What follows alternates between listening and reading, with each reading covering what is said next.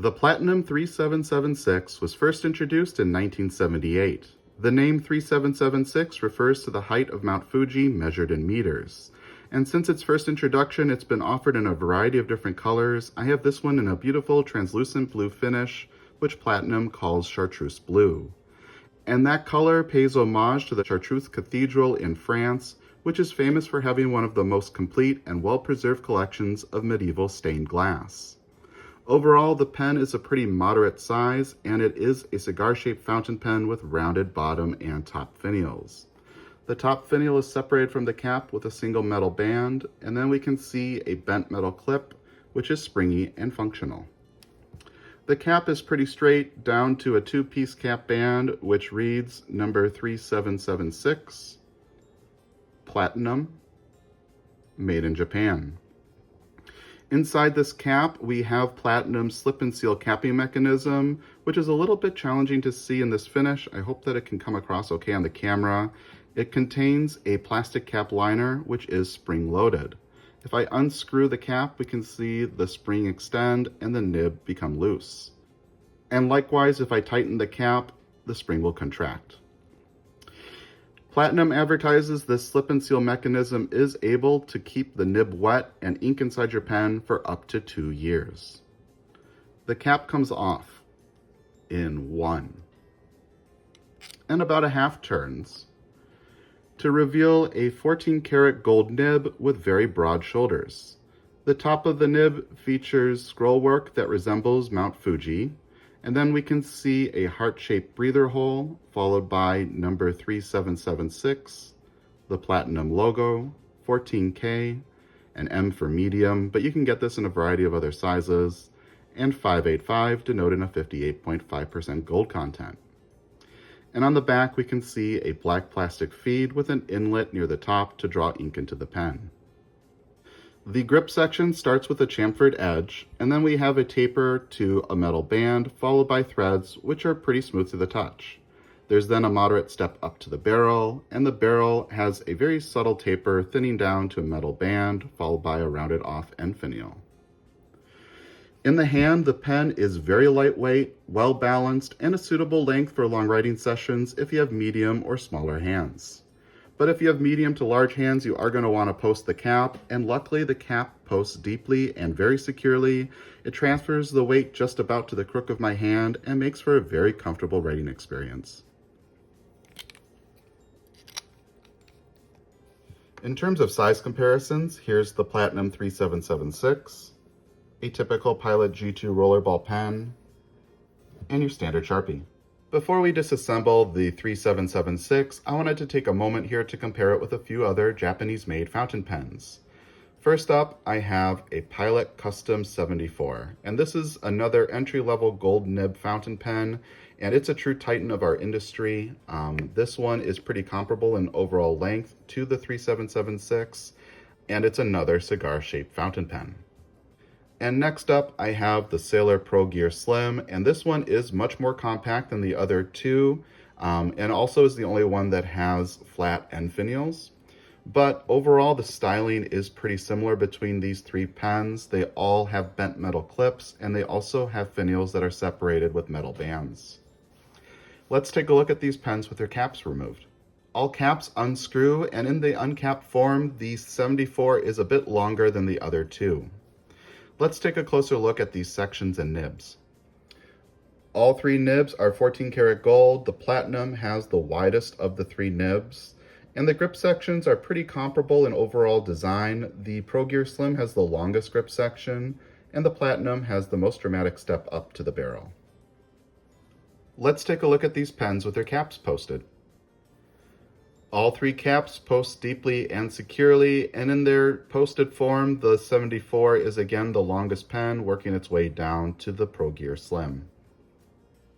In order to disassemble the 3776, no tools are required, but you might find grippy materials are useful to have. The cap unscrews, and I haven't found an easy way to remove the slip and seal mechanism inside this cap, so for regular maintenance, I just run this under warm water, or if I have some stubborn ink stains, I might soak it with a little bit of mild detergent or even a bit of pen flush. The grip section unscrews from the barrel, And then we have included converter, which can be pulled right out. If you want to remove the nib and feed, hug them with your gripping materials and give it a pull. And then the nib and feed can be separated just like that. The converter also disassembles pretty easily. Unscrew the sleeve from the back, and soon that can be removed. If you unscrew the piston knob, that will come out as well. And then you can pull the rod straight out, which has a trim piece, and I'm going to leave that trim piece on the rod for now. And just like that, the pen is fully disassembled. To reassemble, I'm going to start with the converter.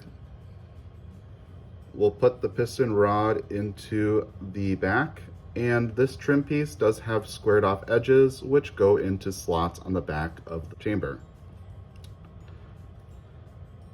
We'll then grab our piston knob and screw that onto our rod, and then reattach our back trim piece.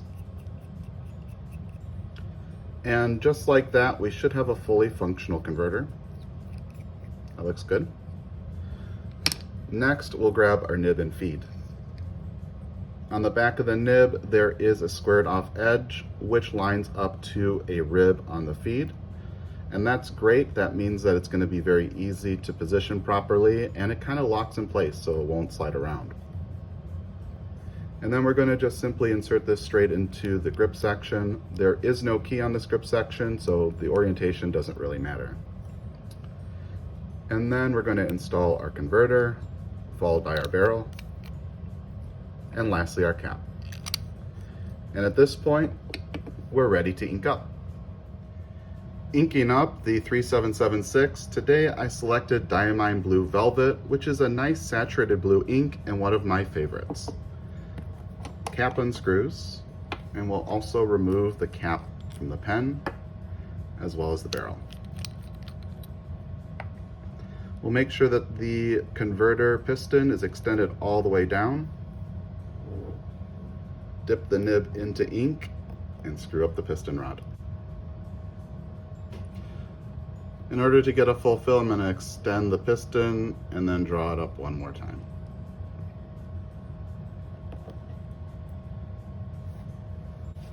We'll go ahead and wipe off the nib.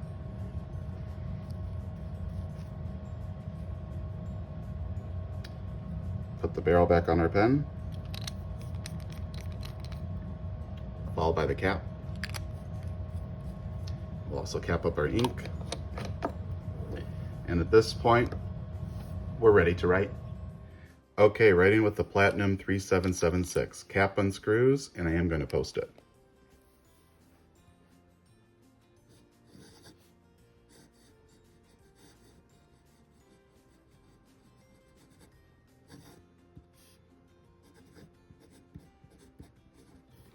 And today we have a 14 karat gold medium nib.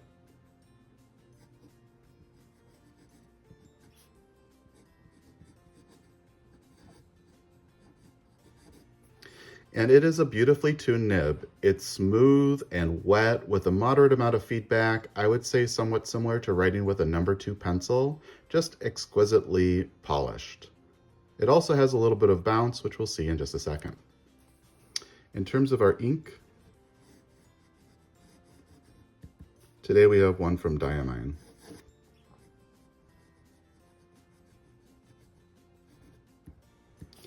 And it is called Blue Velvet. For flex, I'll turn the page.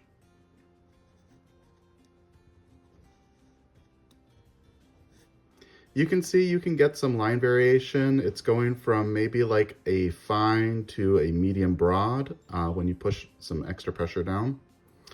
And for reverse writing,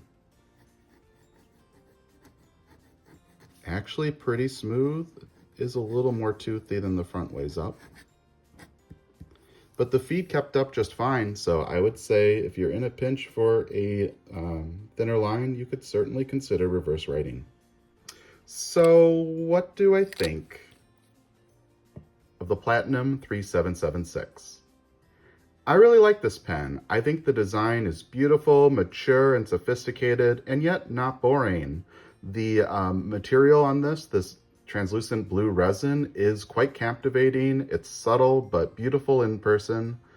And I like that it's also available in many other colors, so you can mix and match your pen with your ink.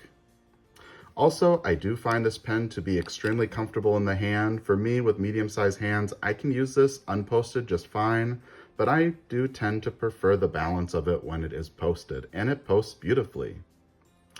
Also, I love how easy this pen is to maintain. You can unscrew the grip section and take the entire pen apart without any tools, so it should be quite a durable pen to have for many years to come. And on top of that, it has platinum slip and seal mechanism. Now, I can't attest to being able to fill up this pen, cap it, and not use it for 2 years, and then take the pen out and be able to write right away. But I have left this pen capped for a month and a half, maybe even 2, and when I uncapped it, it did write right away, which is a feat that I can't say I can do with every pen in my collection. And on top of all of that, it is a very well-tuned nib. It's smooth and wet with a moderate amount of feedback, I would say similar to a number 2 pencil.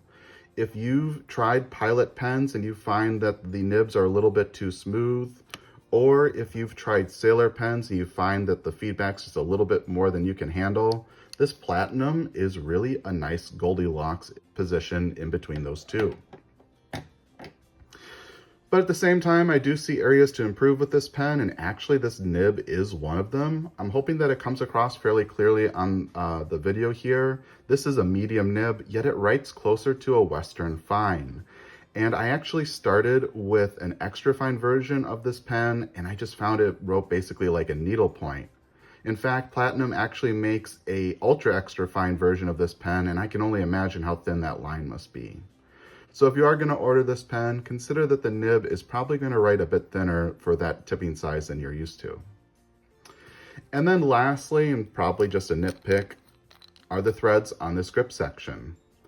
I don't have anything wrong with these threads per se, but I do wish that it was made out of a plastic piece instead of metal, so you could consider eyedroppering this pen, and especially with this translucent blue, that would be nice to be able to see ink sloshing around. And if not using a plastic thread, I wish that this thread at least would match the rest of the trim on this pen, which you can see has a yellow gold color to it, but the thread contrasts that with silver, and to me it just looks out of place.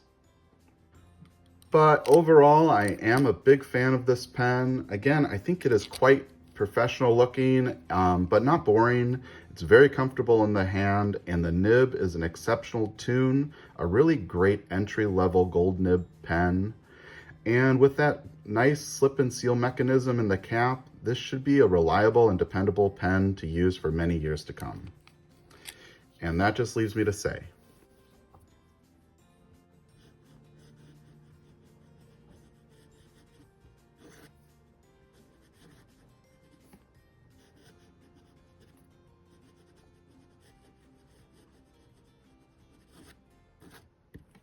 thank you for watching.